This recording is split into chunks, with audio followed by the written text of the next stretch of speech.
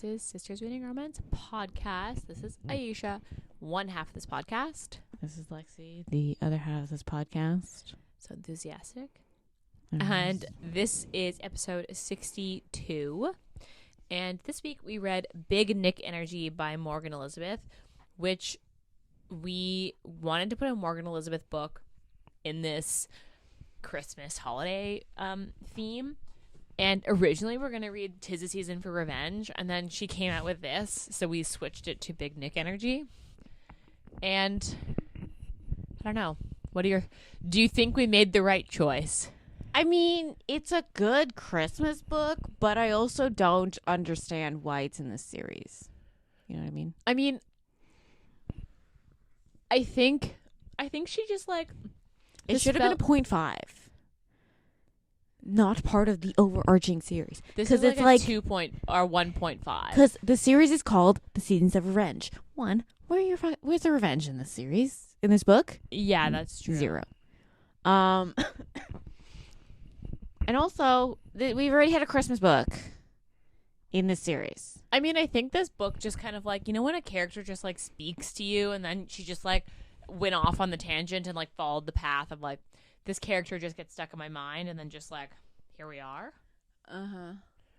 I mean, it is very Christmassy, but yeah, it doesn't really fit the series for Seasons of Revenge, although I haven't read The Fall of Bradley Reed yet, and that's revengey. That's revengey. So, I mean, you're right, it doesn't really fit. Like, if she just... The thing is, it's like, I assumed it would be... Like, going into it, I was like, oh, this is going to be like the other books in the series. Because she has a shitty ex, yeah. Yeah, and it's not. Yeah. Which is, like, fine, but I just, like, I wish it just wasn't counted as part of the series. I mean, it isn't, yeah, I see what you mean. I think it should have been labeled, like, a 1.5. Mm-hmm. Okay, so tropes. Christmas. Cowboy, yeah. Single mom. yeah. He falls first. Yeah. Found family. Yeah. Golden retriever hero. Yeah. He does have golden retriever vibes. He does. Grumpy sunshine. Is She's grumpy? She would be grumpy. Yeah. I mean, he's also a little grumpy, but not in the same way. yeah. I mean, is she grumpy or is she just tired? That's what I was like, maybe. What else? This isn't very tropey. No. That's all I had. Can you think of anything we missed?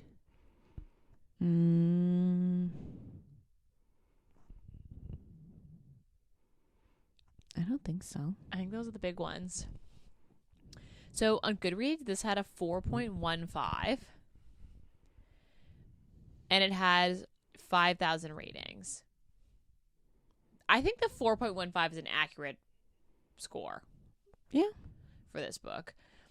And 5,000 ratings when this just came out, literally a month ago, is a lot.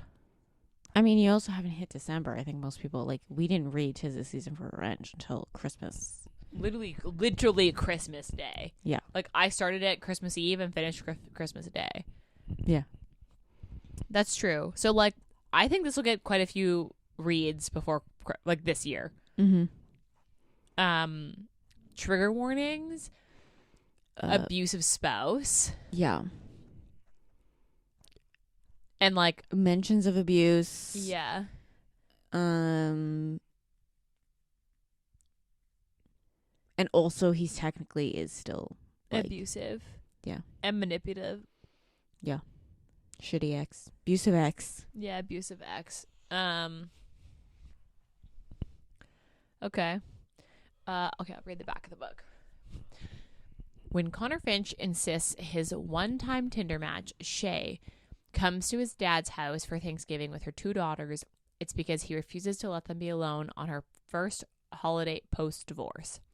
But when she arrives at the Christmas tree farm, a ranch he grew up on, she meets his father, the crazy tall built golden retriever cowboy who tells her girls all about the magic of this stupid elf on the shelf. Of course, when she later corners him and tells him thanks a lot for nothing and that she was way too overwhelmed to deal with yet another responsibility, he feels terrible. So terrible, he finds himself driving 2 hours every night just to deliver an elf, move him about, and create some Christmas magic for her girls. But what happens when he decides meeting her the way he did was some kind of Christmas miracle, and he needs to convince Shay to give him a shot? I think that's accurate. I mean, it wasn't really a Christmas miracle. It was his son being a little meddler. Yeah. At first, I have notes on that. I won't talk about that right now because I have notes on that. But yeah, kind of. So Shay, 35. And then Nick is like 42. Connor's 24 and he had Connor 18. Yeah. I pictured him very like Silver Foxy. Mm-hmm. That's how I pictured him. Who just like drives around the city in his cowboy hat and she's like, "Do you have to wear that?" And he's like, "Yeah, I'm a cowboy." And she's like, "Yeah, but not right now." Yeah.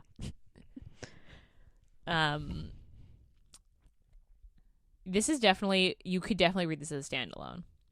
Yeah. Besides like maybe Abby and Damien being mentioned. And even that, like, they're not really in it. So like you don't even need to really know the backstory. Yeah. To get it. Like you could quite easily pick just this book up and read it and be fine. Yeah. Okay. Do we want to start with the kid thing? Like Connor? Sure. Okay. So he goes on a Tinder date with Shay.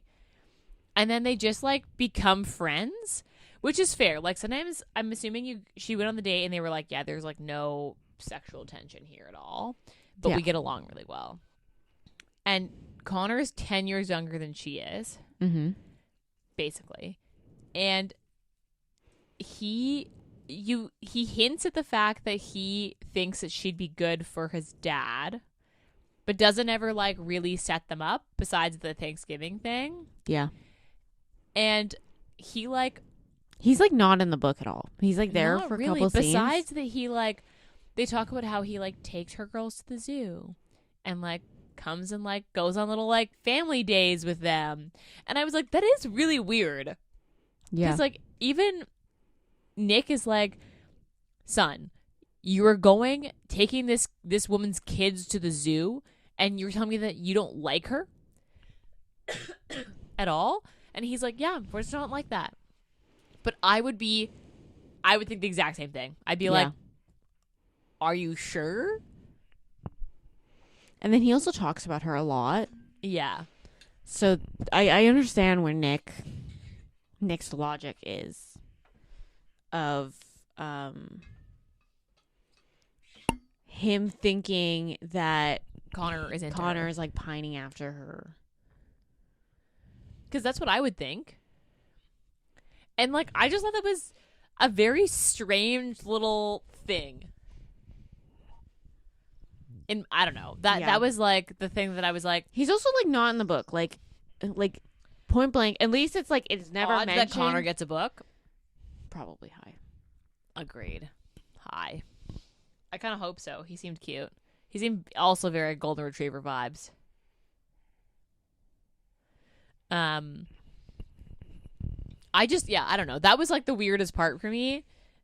And that's probably my least favorite part because I was like, it just seems so strange. Like, I get there was no sexual tension between them, but like, I was like, but then his dad's gonna date her. Yeah. It was strange. The fact that he didn't like come home from that date and was like, Dad, so we didn't hit it off like romantically, but I think she'd be great for you. But no, he does not mention that he thinks they'd be good for each other until like Nick literally calls him to be like, well, I don't want to date. I don't want to go after her if you're pining after her. And he's like, well, I thought that you would be perfect for each other. And yeah. Yeah, just like never mentions it. The one thing I did like about this book was that when Shay like has that little blow up with him, be like, who the fuck do you think you are? Like, telling my kids about this fucking elf that I literally picked not to do because it was too much. And then coming in here and being like, you gotta accept help. And she's like, fuck you. Like, you don't know shit. And she, like, talks about how, like, you know, for single moms, it's like, well, you're not doing enough. And, like, kids need their dad. But when it's single dads, it's like, oh, my God, you stepped up. Good for you. I was like, I kind of like how that's, like, stated. Because that's, I guarantee, like, obviously we don't have kids. But, like, I bet you that's exactly what it's like. I bet you that's still true. And, like, I just liked how she, like, straight up called him out. And he was like, okay, you're right. Yeah. That was nice. It was refreshing. Yeah. He also raised Connor on the farm. On the farm where they had, like, lots of help. Lots of people just around. In, like, a smaller town, too. Yeah. I did think it was weird when he was like, yeah, like, this small town has, like, some of the best schools in the state. And I was like, what? That's so random. Like, that's why she should move there? I was like, that's so random. Okay.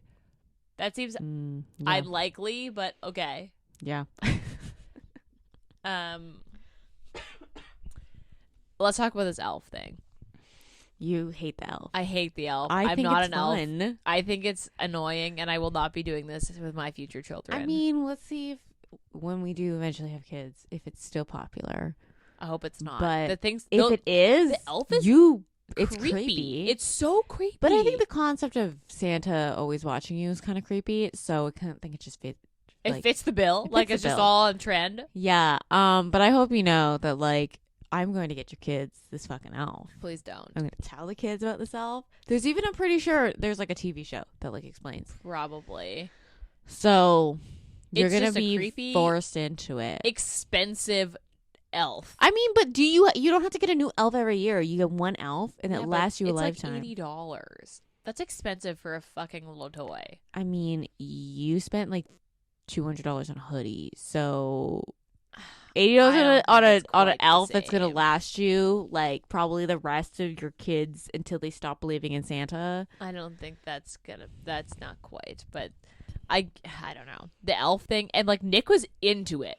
Oh yeah, he did, like, full scenes. Yeah, of, like, I think that's snowball fights. My favorite part is, like, him and then describing, like, the little scenes he does for them, like, being really into it. Yeah. And he drives an hour into the city, sets up the little elf scene, and then drives an hour home. Mm-hmm. You got to give it to the man, though. He was like, I want this. I'm going to drive every day 2 hours just to commit. Like, he commits. He says, I'm going to be here. Yeah. And he does it. And you know what? Good for you. Good for you, Nick. I mean, I think he quite enjoys it. The kids also had very distinct personalities. Yeah. Which, like, I don't know. Sometimes kids in books can be weird. But I liked the two kids in this book. The youngest being just so, like, crazy, shouty and, like, barn cats. And then the oldest being, like, more reserved. Except for the oldest wanting a fucking horse. Also, okay, let's talk about the horse thing. And then he just gives her a horse. Yeah, and she's like, hey, you can't just give this kid a horse. And he's like, well, it's my horse. I can give it to whoever I want. And she's like, that's not how it works. Like yes, but no. Because then you're giving my kid a horse. First of all, what if we break up? Then what do you do? Like, do I get to do I have to now board this horse? And I understand that the whole point is you're not going to break up. But still, horses are expensive. Yeah. Expensive to upkeep. Expensive to board. Your cat is a menace. I know. She just came in here. She just tried to, like, came in here and she chose violence. Yeah. She's wanting attention. Yeah, the horse thing. But I think I quite enjoyed it. Was cute. The elf with the shovel. Like, that was my favorite part, is, like, him setting them all up. I did think that was cute. I was actually expecting the sex to happen a lot sooner in this book. And I think that's just because in the other Morgan Elizabeth books that we've read, Like, I've read the first two seasons for Revenge books, and, well, in 'Tis the Season for Revenge, the sex starts, like, 10% in. Like, immediately. And it's, like, the whole book, basically. Whereas this book, it starts, like, 50%, which I realize is still really early unless you're reading a slow burn. But I don't know, I was expecting it to start earlier. Because I think Cruel Summer started earlier, too. Yeah, and I think, though, in the Fall of Bradley Reed, it starts around the same time. Oh, really? Yeah. Because, yeah, I just expected the sex to start sooner, but I think that's just because the two other books that I've read from Morgan Elizabeth they start sooner. But they're also, like, the couple is, like, met differently. That's true. I just, like, I don't know, I just was expecting it to happen sooner, that's all.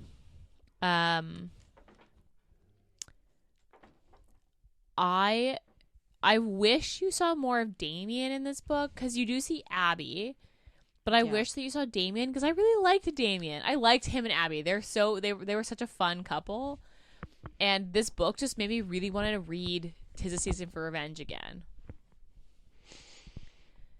Yeah. I think I'm going to read it at Christmas again. I think I'm going to read it, like, I'm going to start it, like, the weekend before Christmas. I'm kind of tempted to go with this other series of her Abby's sister. Oh, the, like, little small town one. I'm trying to think what it's called. I don't remember, but I know what you're talking about. Kind of tempted, but to read that. I would read her entire catalog. I just haven't had the time to read her entire catalog, but I would, for sure. I like all the books of the Morgan Elizabeth books I have read, I have liked. Yeah, I did wish you saw a little bit more of Abby and Damien, because I liked them, and, like, it's a very brief cameo. Yeah. Besides her mentioning, because she works for Damien for his nonprofit. Yeah. And then Abby is just, like, she tells Nick her shoe size, or, like, she talks to Abby when she needs the kids picked up. Yeah. I don't think Abby and Damien have kids. She doesn't. I think besides maybe Olivia, all the, like, other girls don't want kids, or, like, I guess we haven't read the last book. We haven't gotten Kat's book yet, but we know that. But, like, Abby and Cammy both don't want kids. Yeah, I did remember that. Well, and Damien's, like, in his 40s. Yeah, well, Abby, like, point blank, because he's like, do you want kids? Because that's not what I want. And then she was like, no, I like being aunt. I like being the fun aunt, and then still being able to, like, do my thing. Like, go travel whenever I want. Yeah. Yeah. Oh, man, I want to reread that book now. Just talking about it makes me want to reread it. It was such a good book. Not that I didn't like that we read this, because I like reading something for the first time. Like, we obviously do rereads. Like, we obviously pick books that we've read before sometimes. But I like the fact that this was a brand new book, and I like that we get to read a lot of different books for this podcast. But, man, like, I do kind of wish we did just a season for Revenge, because it was so good. Well, I told you. You did. You were like, Big Nick energy. I was like, I thought we were doing 'Tis the Season for Revenge. And you were like, insisted. no, I want to do the new Big one. Nick energy. I know. And I did insist. Are you sure? Because I think we should do 'Tis the Season for Revenge. I did insist. I will admit that that's on me. That's on me for sure. Yeah, that's on me.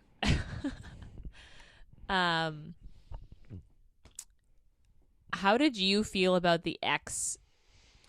Honestly, it was like, my least favorite part was just, like, it was a lot more intense than I think I was expecting. Yeah, because he just shows up. I didn't expect him that to mean own mom. Yeah, I didn't expect that either. To be marrying him. I did not expect that. That was actually a plot twist. I was like, I did not expect that to be the thing. Yeah. And for him to have, like, bought her building and then they're kicking her out, I was like, this is a lot. I also didn't like how, like, basically after that confrontation and then them making sure the police have been called and all that jazz, it just, like, kind of, besides the email from the mean mom, it just fizzled out. It just kind of fizzled out. I wish that they'd even just mentioned that there was like restraining order, or like she'd gone and got another one or something. Yeah. It was like a lot more intense than I was expecting it to be, because it is quite an intense part of the book. And I didn't expect it to ever get violent, but like you definitely get the intensity of the situation. And like Nick goes all like guard dog on fucking what's his face when he shows up. Yeah. But yeah, I did not expect the mean mom to be marrying him. Yeah. That was actually I did not see that coming. I did like the part where Nick Told her off at the school. And she tries to hit on him. Yeah. And he's like, you know, maybe, can you not? like, respectable, like, people don't try to hit on random men who show up. Who clearly are with somebody else. And you are engaged. Yeah. Yeah. I did like that scene. Also, like, the kids are like, the youngest daughter is like, yeah, she just mean. blurts it out. She's mean. Like, this is what she does. I like the youngest daughter. She was cute.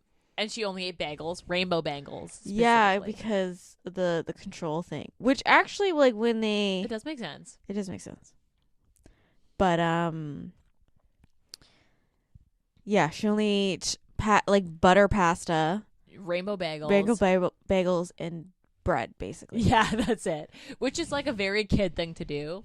But, like, yeah, I thought that was really funny. I did... Okay. So... Nick goes balls to the wall when he's like, yeah, I like her, and yeah, I like these kids, and I think that we should all be a family. He like makes them rooms in his house, like legitimate, like purple bedding, pink bedding, toys.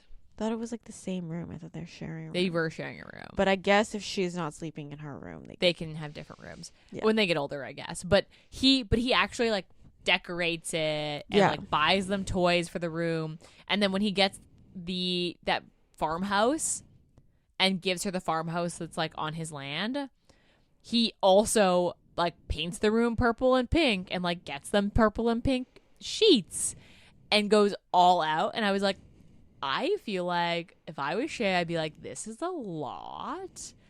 You did not have to like actually go out and like make these rooms for the kids. This just feels really intense. Yeah. It just seemed so intense. I kind of didn't like the fact that the kids were like labeled with their colors, and that was like it. I mean, we were never really like we never really into had favorite colors. That was never like our thing. Yeah, because it was just like the oldest always got everything purple, and horses. Anything horses related? Yeah, and then cats and and pink. And then she would like whenever she would wrap like stocking stuff and like gifts. It was in specific. It was just paper specific, which like honestly, kind of good idea, kind of funny. Because she's just like, now I don't have to do labels because I know which kid gets what. Yeah, that's true. But also, I didn't like that like. Like they just kind of just got labeled with a color. And I understand that like obviously the book is not about the kids. No, but they're a good part of the book though. I did like the kids. Yeah, Nick just like went so 100% in, and I was unsure if I was here for it or if it freaked me out as well. Also, just like because they'd only known each other for a month. Yeah, because Thanksgiving is at the end of November. Yeah, but he's like basically like heard about her and the kids for like a year because Connor comes around. He talks about them a lot. Yeah, I'm just like I understand this is the point, and it's like you sometimes if you know, you know. But, and I don't know, I kind of wish, because she ends up moving to the ranch. Yeah.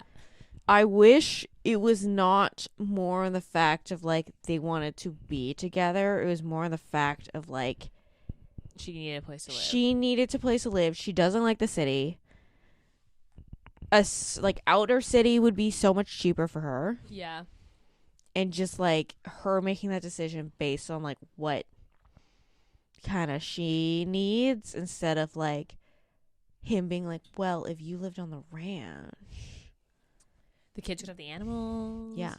We could be close together. We could like live in the same house. God, your fucking cat's trying to kill me. I also he owns a Christmas tree farm. I love that. How it is very Hallmarky for him to own a Christmas tree farm. Or a Hallmark book, Ayesha. It was a spicy Hallmark book. That was what that was being sold as. It's a spicy Hallmark, like this was a Hallmark movie, but with like, real life sex in it. And I gotta say, I would agree with that synopsis, that this is like a Hallmark movie, but sexy. Because he is very Hallmark. He is very Hallmark hero, a classic Hallmark hero. Mm-hmm. Golden Retriever vibes. Owns a little like Christmas tree farm. Where he runs sleigh rides and like believes in the spirit of Christmas. Yeah, but I guess also he needs her help to like make the farm kind of an all year thing, because it's literally just open in Christmas, and that's how they make all their money. Yeah. I wonder if that's like the case with a lot of Christmas tree farms, if that's like just what they do. I assume most farms grow more than just Christmas trees, though. Because I assume they would probably do like something that, because like obviously Christmas tree farms, you need 10 years to grow your first crop of Christmas trees. Yeah. So I would assume they would need something to kind of like subsidize that 10 years. Yeah. So probably like pumpkins. Like That's something true. that's Yeah, like a quick, like you get rid of them. And then you replant next year. That's true. What was your favorite part? The elf on the shelf part. Okay. Oh, yeah. Okay, my favorite part, I have two that are similar, is when he comes over and they went and got ornaments for the tree, and their girls are like, yeah, mine's the horse one and mine's the cat one, and they're like, do you want to see mom's? And he's like, sure. And it's like a little finch, and his last name is Finch, and he was like, oh, that's convenient. She's like, no, it's not. It's a bird. It's a bird. And he's like, really? Just a bird, hey? And she's like, yeah. And he's like, sure, just a bird. I thought that was really cute, that like he like gave her a hard time about it. It was very like, okay, I know. I thought that was funny. And then when he made her the stocking, like he knitted her a stocking. Yeah. I was like, she was crocheting the kids, and he like stocking, knitted her a stocking, and it's like janky as fuck, but he's like, but I made it. And she's like, I love this, but also like, I was not expecting this. I thought that was so cute. He is so Golden Retriever vibes. Yeah. I've been kind of into the Golden Retriever vibes recently. I haven't read very many alpha holes in the books that I've read recently. All very Golden Retriever vibes. Kind of here for it. It kind of had a mix, but like there's been a lot of books recently that come out that are more Golden Retriever. It is a trend. It's a trend right now. Golden Retriever vibes. Okay, what was your least favorite part? Just like the unresolved ex thing. Also, this is an honorable mention. It's not my least favorite part. When she's like, you have big Nick energy. Like, big, like, Saint Nick energy. And I was like, you know what? I personally love when the authors put the title but it in felt, the fucking book. It did feel very staged. Felt very forced. And I, like, when I read it, I was like, oh. It's very campy, and I liked it. Because I'm pretty sure in Cruel Summer, they also mentioned Cruel Summer. Like, they mentioned the title. Taylor Swift song. And then I'm pretty sure in 'Tis the Season for Revenge, she also says, yeah, but "'Tis the season for revenge." I think in 'Tis the Season for Revenge, it was a little more natural. It was a little more natural. And Cruel Summer was obviously more natural. It's like Christmas time when she's trying to get her big part of the revenge. Cruel Summer, literally all you have to do is like, hey, do you know that Taylor Swift song, Cruel Summer? Or like it's playing on the radio. I don't remember how it was mentioned. She mentions that it's going to be a cruel summer. Which is like easier to mention, but in big Nick energy, like when I read that, I was like, I'm Cringy. cringing right now. Cringy, but I'm here for it. It was very Hallmark. It is very Hallmark, which I loved. My least favorite thing was like, I don't know, the son dating and meeting her through Tinder. I just thought it was so random and strange. Like, obviously it fits the plot and it like makes sense, but I just was like, is there no other way they could have met? I don't know. And like Abby taking her to go on. Yeah, the farmer, like them getting a Christmas tree or something. I don't know. I just like wasn't quite like sold on that. But it's like really nitpicky because I did really like this book. That's like the only nitpicky thing that I'm like, that like I could have had just different, like woven in differently. Okay, do you have anything else to say about this book? I don't think so. I had a good time reading it. The sex scenes were kind of unexpected. I don't know what I was expecting. Oh yeah, him with like tying her up with the rope. He's like, yeah, I've done this before. And she's like, what? And he's like, yeah. He's like, I'm a cowboy. I naturally tie things up. And I'm like, you're like cringe, but also tell me more. It was like, that's a leap, but sure. I love when she's like, do you like lasso stuff?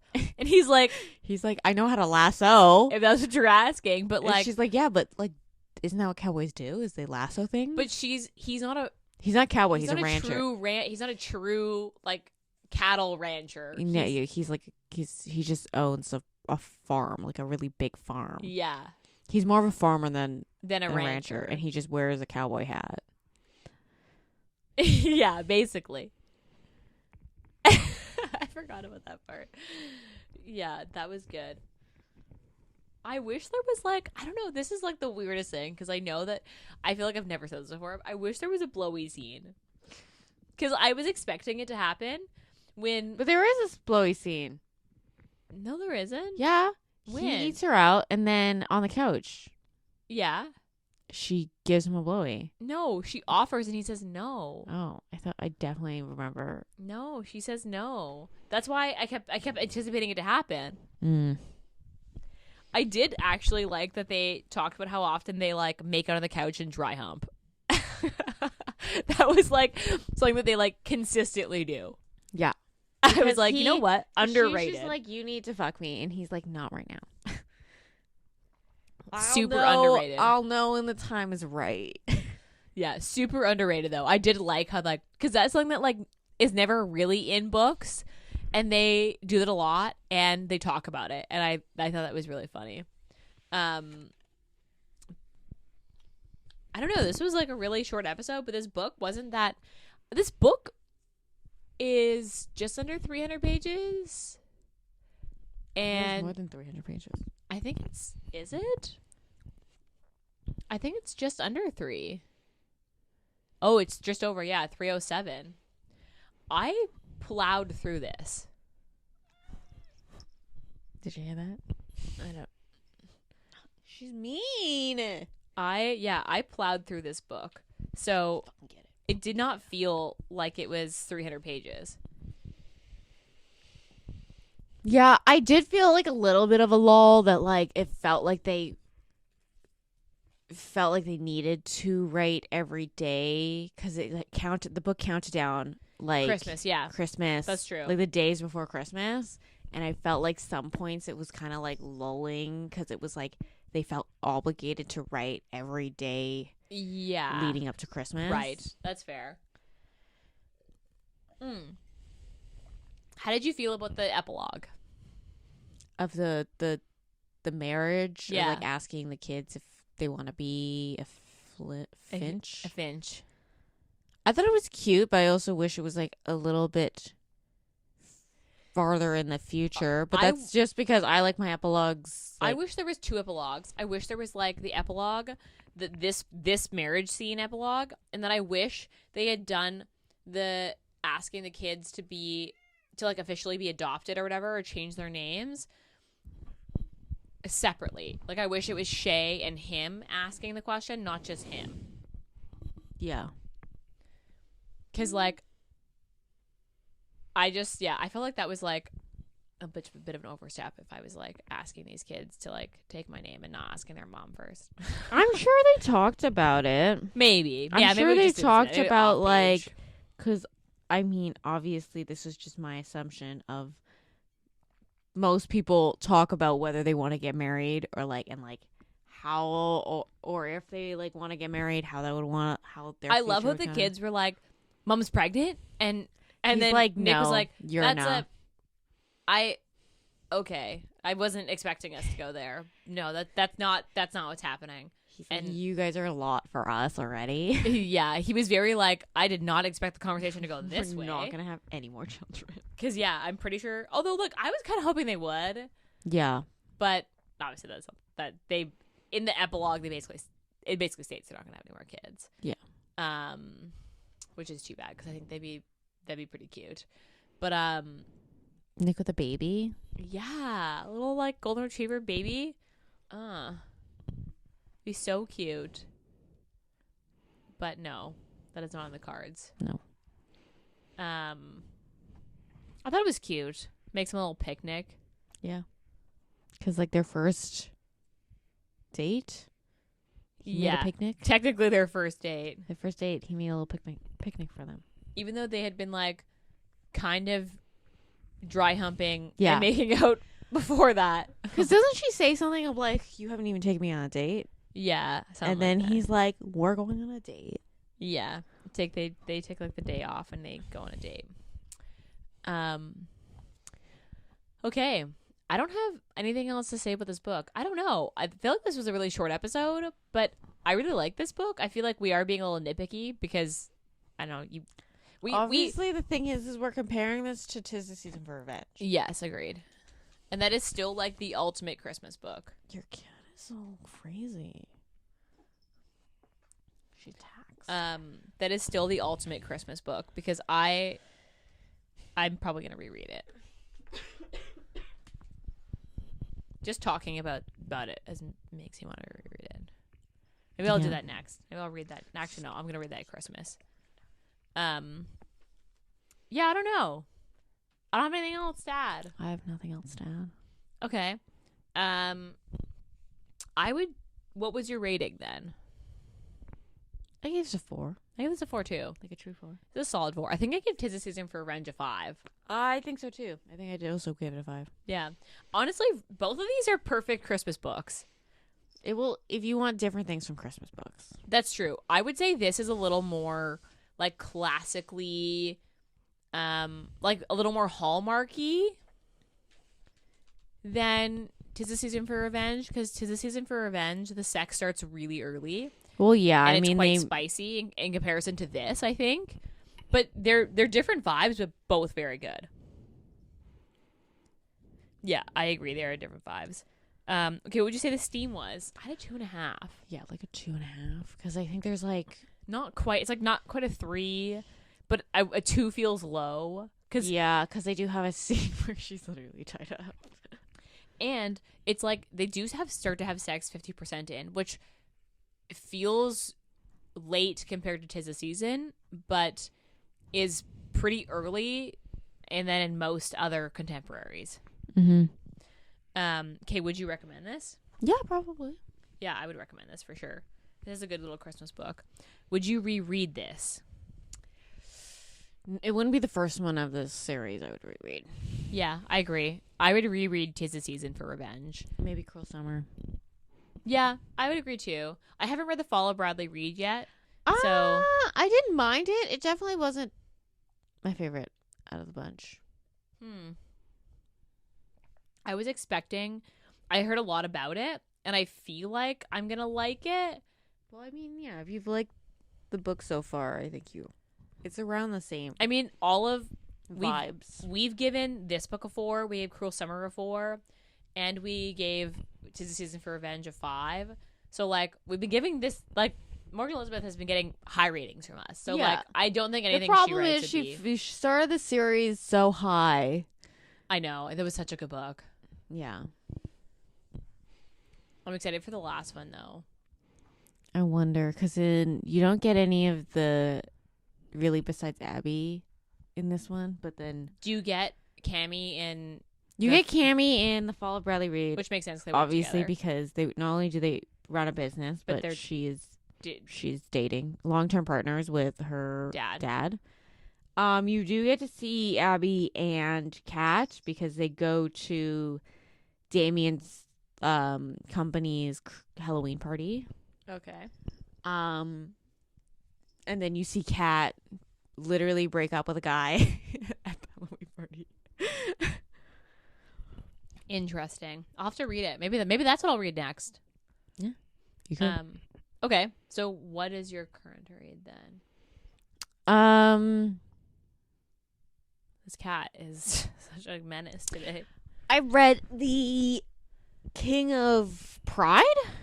Okay. By Anna. The next one is called The King of Sloth. Yeah, because it's supposed to be the different like layers of hell or whatever. The like Dante's Inferno. Oh, okay. Greed, wrath, pride, sloth. Okay, I did not connect the dots to that. I haven't read them yet, so maybe that's why. But I was like, King of Sloth. I was like, that's weird. Okay, that makes way more sense. Never mind. Continue. But yeah, it's the second one because I kind of jumped around. So I read King of Wrath when it was released, and then I was gonna go back to King of Pride, and then she released King of Greed, and I really wanted to read King of Greed. So then I just jumped right into King of Greed, and then I was like, I'm gonna go back, and then I read King of Pride, which I did enjoy more than King of Greed, I will say. Okay, noted. Do you have to read them? Are they standalones? Are they all? I would say you probably could read them as standalones, but you should read them in order. You probably should read them in order because all the couples are mentioned in it. Oh, okay. And like all the people are mentioned in it. I think the next one, The King of Sloth, is Sloane, which is one of the friends. And then in King of Greed, I think it's like largely hinted who the guy is going to be. Okay. So, but she hasn't announced the couple yet. Okay. I haven't read them yet. I hear a lot about them, so maybe I'll add that to they're probably on my TBR, and my TBR is just so long that, like, yeah. I don't know. Sometimes you get to stuff, sometimes you don't. My next read, we were talking about this literally before that we started recording, that I don't know what to read next. Because I just finished Big Nick Energy for this pod, and then Lola and the Millionaires. I could read Lola and the Millionaires. I do have it on my shelf. I have the first one because she had sale. But the problem was it's a duet, so obviously I don't have the I should probably buy the second one. I go back to them so often. But I don't know. Do I want to commit to a duet right now though? I don't know if I want to commit to a duet. Well, think of it like a 600-page book. Oh my god. Like, that doesn't make it that doesn't convince me to do it anymore. I think you would devour Lola and the Millionaires. You think so? I loved the first one, the Omega's Obsession. I think I love not that one. Omega's Obsession. Yeah, no, Omega. No. No, that's a different series. Baby and the Night Howlers. I loved that one. But honestly, I think a lot of people say this. Lola and the Millionaires is the gold standard of Omegaverse. Oh, really? I have heard that. Like, I have heard everyone talks about Lola and the Millionaires. But I really love Lola and the Millionaires. I think you should read that. I'll think about it. I don't actually have a current read because I'm not reading anything. Maybe I'll read Wildfire, but that's a summer book, which is why I haven't picked it up. We just bought it. We literally just bought it. I was gonna Costco. read it, and then I was like, "Wait, this is a summer book." Maybe I'll read Pack Up the Moon. It's supposed to be really fucking sad. Which one's Pack of the Moon? The Kristen Higgins book. I got it at the used bookstore. Oh. It's supposed to be really, really sad. Do you want to cry? I don't know. I don't know. I don't know what I need right now. Okay, the animals are they're antsy. Okay. On that note, any final words? No, I don't think so. Okay. Just a reminder, you guys do get a code for the book box, Modern Romantics book box. The code for all of our listeners and subscribers are Sisters Reading Romance, all capitals, no spaces. And that gives you 10% off any purchase you make, including the subscription. Use it if you want a box. I did very limited quantities in this round. So there was a very limited number of boxes even for sale. So if you want a box, order it, get it, because once they're out, we won't have any more. And the next one won't be until the spring box. And pre-orders, technically the pre-order price ends on December 26th. So Boxing Day is the last day to get the pre-order price. Everything goes back up to normal prices after that. So if you have your eye on something and you want one of the boxes, order it, because once they're sold out, and pre-order prices will only last till the 26th. So use your code, Sisters Reading Romance, all caps. Otherwise, rate, review, subscribe to our podcast. Please. It's very helpful for us. Reviews and ratings is what gets us views on iTunes and Spotify. So the best thing for you that you can do for us is rate and review us so that people find us. Tell your friends, connect with us on Instagram. That's where we are. I'm the one that answers most of the Instagrams. I also updated the YouTube, so that is up there as well. Feel free to go ahead and listen. Bitter, can you tell? Just saying, it is updated. Our last holiday book is actually a New Year's book. Because this comes out the day after Christmas. Does, yeah. So, no, wait. Yeah, this comes out Boxing Day. Actually, yeah, this does come out Boxing Day. I don't think this comes out. Boxing Day is a Tuesday. No, because then. Oh yeah, the you're next right. book would come out. Boxing Day. This is the week before Christmas. This is the week before Christmas. So you've got 1 week to get your pre-order in for the book box. And then our next book is a New Year's book. It's the new Tessa Bailey book, which we've heard a bunch about. Well, we got the Amazon first, guys. Yeah, we did. Because we're Amazon addicted, and we have a lot of Amazon packages show up at our houses. Don't even get me started with this. Do you feel personally attacked? Just don't get me started with Amazon. On that note, given that this is the last episode before Christmas, happy holidays. Enjoy your Christmas, and you won't hear from us again until after Christmas Day. You'll hear from us on Boxing Day. So happy holidays, and we'll be back in your ears next week. Bye.